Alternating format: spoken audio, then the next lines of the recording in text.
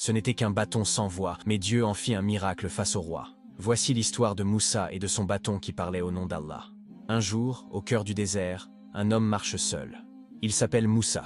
Il a fui l'Égypte, la peur dans le ventre, le poids du passé sur les épaules. Mais voilà qu'un feu étrange apparaît au loin, une lumière qui brille, sans brûler. Intrigué, il s'approche. Et ce qu'il entend va changer sa vie à jamais. Une voix venue d'ailleurs, venue d'en haut. La terre tremble dans le cœur de Moussa. Allah lui parle. Et il lui donne une mission. Retourner en Égypte et affronter Pharaon. Mais Moussa a peur. Il tremble. Il n'est qu'un homme. Et Pharaon est un tyran. Alors Allah lui donne un signe. Il regarde, dit-il. Je frappe les feuilles pour mes moutons, et j'en ai d'autres usages encore. Moussa obéit. Le bâton tombe, et soudain, il bouge.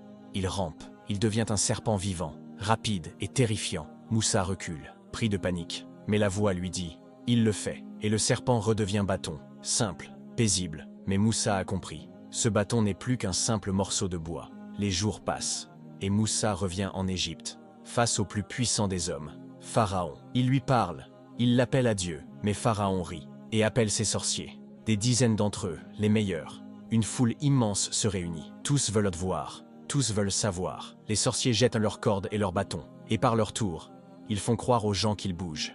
Des serpents partout. Moussa est troublé, mais Dieu le rassure. Ne crains rien, c'est toi qui auras le dessus. Alors Moussa jette son bâton, et cette fois, ce n'est pas une illusion. Le bâton devient un véritable serpent, immense, impressionnant. Il avale les cordes, les bâtons et les illusions des magiciens. Le silence tombe sur la foule, le miracle éclaire. Et les sorciers, eux qui connaissaient tous les tours du monde, comprennent. Ce n'est pas de la magie. Alors ils se prosternent devant Allah, pas devant Moussa, devant la vérité. Nous croyons au Seigneur de Moussa et de Haroun. Pharaon hurle, il menace, mais leurs cœurs sont déjà conquis. Ce jour-là, le bâton de Moussa fait bien plus que vaincre des illusions. Il a renversé des craintes, il a ouvert des cœurs, et il a prouvé que lorsqu'Allah est avec toi, même un simple bâton devient un miracle.